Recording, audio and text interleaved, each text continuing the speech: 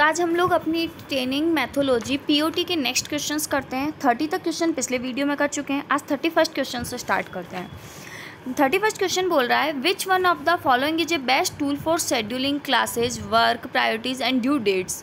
मतलब हम लोग को कक्षाओं के कार्य का प्राथमिकताओं को और उसमें जो भी शेड्यूल करना है तो उसके लिए कौन सा टूल बेस्ट होगा।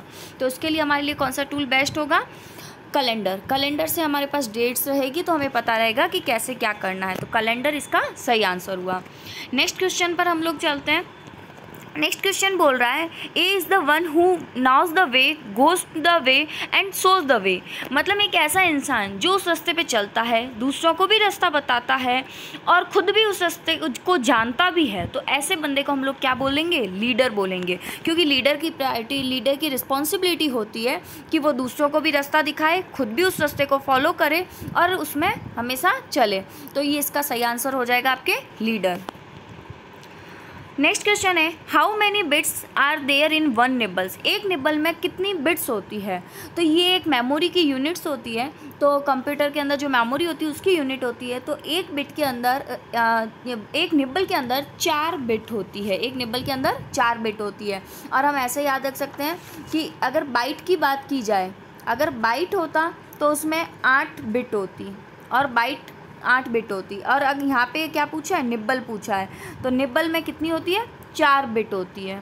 और सबसे छोटी यूनिट बिट होती है जो या तो 0 होगी या 1 होगी। इसी को ही हम लोग बिट बोलते हैं, 0 या 1 को। तो बाइट होती तो 8 बिट, निब्बल का पूछा है इसलिए 4 बिट और 0 और 1 को बिट बोलते हैं। नेक्स्ट क्वेश्चन में हम लोग चलते हैं विच one of the following is not an email service. इसमें से कौन सी ईमेल सर्विस नहीं है।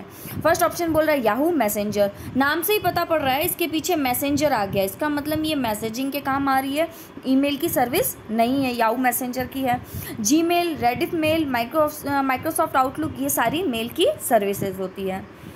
नेक्स्ट क्वेश्चन में हम लोग चलते हैं When was the Bloom's taxonomy of education objective created? Bloom's taxonomy, तो ये बेल्जियम ब्लूम जो थे उन्होंने शैक्षणिक उद्देश्यों को लेके, शिक्षा को लेके एक वर्गीकरण दिया था कि हम पढ़ाई को कैसे याद करते हैं।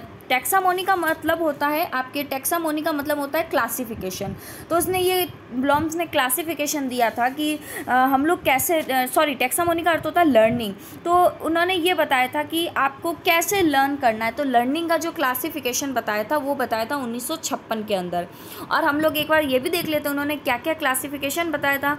तो ब्लूम ने जो आपके क्लासिफिकेशन बताया था वो बताए थे 3 प्रकार के। मेनली जो लर्निंग है वो 3 प्रकार की होती है। ब्लूम्स ने लर्निंग को 3 प्रकार में क्लासिफाइड किया। एक होती कॉन्गोनेटिव। कॉन्गोनेटिव में क्या हो गया, आपका ब्रेन का काम हो रहा है, जहाँ पर आप सोचना, याद रखना, समझना, रटना जिसको बोलते हैं, या हम उसको अप्लाई करते हैं, यूज करते हैं, मतलब कैसे भी हमारे दिमाग में जो स्टोर करते हैं, ब्रेन का जहाँ पे खेल होता है वो होती है कॉन्गोनेटिव।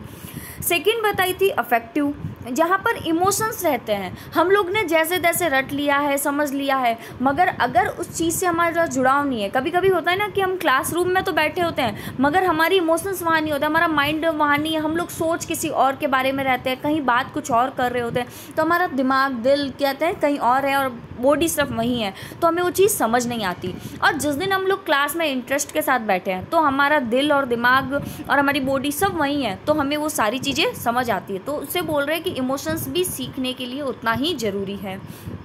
तीसरा बोल रहा है फिजियोमोटर या कॉग्निटिव, इसका पहले नाम कॉग्निटिव हुआ करता था। ये बोल रहा है कि आपके लिए एक सीखने के लिए बॉडी मूवमेंट का होना भी उतना ही ज़रूरी है। आप है ना ट्राई करके देखना कि आप एक जगह स्थिर बैठे और पढ़े जा रहे हो तो एक मोमेंट ऐसा होगा कि आप पढ़ तो रहे हो, आपको ही नहीं पता होगा कि आप क्या पढ़ रहे हो। आपके बॉडी में अगर हलचल हो रही है, आप हाथ पैर का मूव कर रहे हो या अपना पेन चला रहे हो या कुछ भी ऐसा कर रहे हो, आप हिल डुल रहे हो, तो आपका पढ़ाई पे ज़्यादा फोकस रहेगा। तो ये लर्निंग के जो तीनों चीज़ें हैं ना, ये तीनों ही इम्पॉर्टेंट है। ऐसा नहीं है कि एक चीज़ के होने से हम लोग लर्निंग कर सकते हैं। तो लर्निंग करने के लिए कॉन्गोनेटिव, अफेक्टिव और साइकोमोटर, ये तीनों ही रिक्वायर है। तो ये उन्होंने दिया था हम लोग को। जो ब्लूम्स टैक्सोनॉमी है, ये ब्लूम्स टैक्सोनॉमी इन 3 चीज़ों को ही लर्निंग के अंदर डिफाइन करती है और ये उन्होंने दिया था 1956 में, 1956 के अंदर। नेक्स्ट क्वेश्चन पे जाते हैं, correct sequence for steps method of teaching. Teaching के लिए क्या क्या करेक्ट सीक्वेंस होगा, मतलब किस सीक्वेंस में हमें टीचिंग करवानी चाहिए, तो हम उसकी 4 विधियां देखते हैं। तो टीचिंग के लिए सबसे पहले हमें क्या करना पड़ेगा, प्रिपरेशन। अगर हम खुद ही प्रिपरेशन नहीं करेंगे तो हम पढ़ाएंगे क्या, तो यहाँ प्रिपरेशन तो 3 में देखते हैं। नेक्स्ट पॉइंट क्या होता है, नेक्स्ट फर्स्ट का देख रहे हैं प्रेजेंटेशन।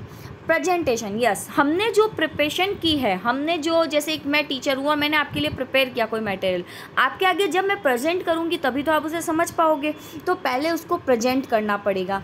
उसके बाद में आता है उसका एप्लीकेशन, उस चीज़ को जो समझाया है उसको उपयोग बताना, या हो सके तो उसका प्रैक्टिकल बताना, हो सके तो उसको थ्योरी के बाद में उसको करके दिखाना, तो वो हो गए उसके एप्लीकेशंस, उसकी कहाँ का यूजेज़ है वो सब चीज़ें बताना, उसके बारे में पूरी डिटेल डिस्क्रिप्शन, उसके यूज, उसका क्या हम लोग और फ़ायदा कर सकते हैं, तो वो चीज़ें देखना एप्लीकेशन।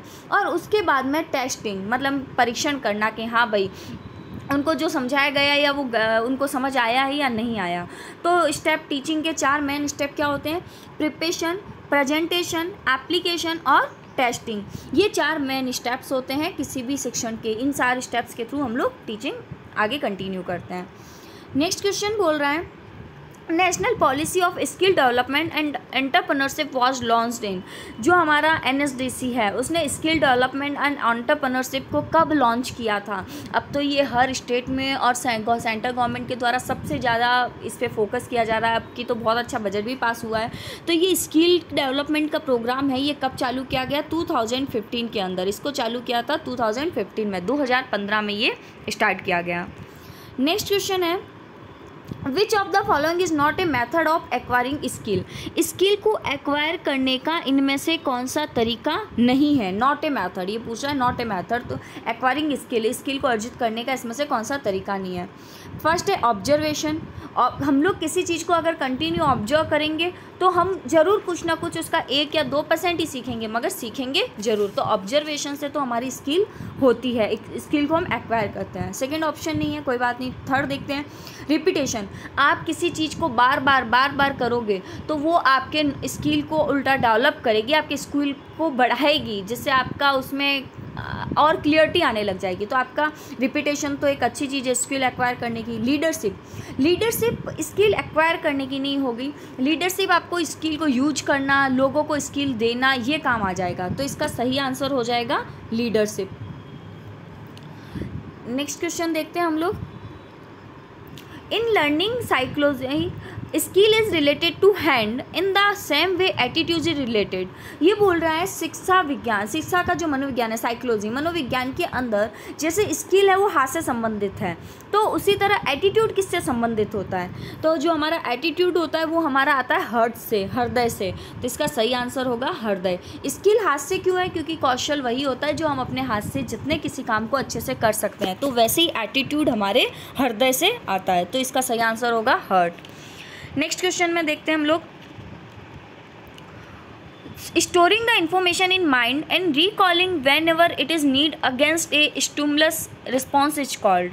मतलब सूचनाओं को मस्तिष्क में, दिमाग में स्टोर करते हैं और उसकी आवश्यकता पड़ने पर उद्दीपन प्रतिक्रिया के विरुद्ध पुनः स्मरण करना क्या कहलाता है। देखो ऐसा ही सेम एक क्वेश्चन हमने पहले भी किया है। आपको इस जगह फोकस ये करना है कि यहाँ पर क्या लिखा हुआ है, अगेंस्ट पूछ रहा है ये कि हमने कोई दिमाग में इंफॉर्मेशन स्टोर करी है और जब हम लोग को उसका अगेंस्ट में, किसी के रिस्पॉन्स के अगेंस्ट में हम लोग उसको रिकॉल कर रहे हैं, उसको वापस याद कर रहे हैं, तब क्या कहेंगे उसको। तो इसका सही आंसर होगा रिटेंशंस, उसको कहेंगे रिटेंशन। इसी जगह यहाँ पर अगेंस्ट नहीं लिखा होता और आपका ये लिखा होता कि information are stored inside the brain, recalling some information from the brain due to the action of certain stimulus is called. अगर सर्टन लिखा होता, मतलब अगर आपके सर्टन की बात करते हैं, निश्चितता की बात करते, तो हम लोग उसको बोलते रिकलेक्शन, तब हम लोग इसको बोलते रिकलेक्शन कर रहे हैं हम लोग।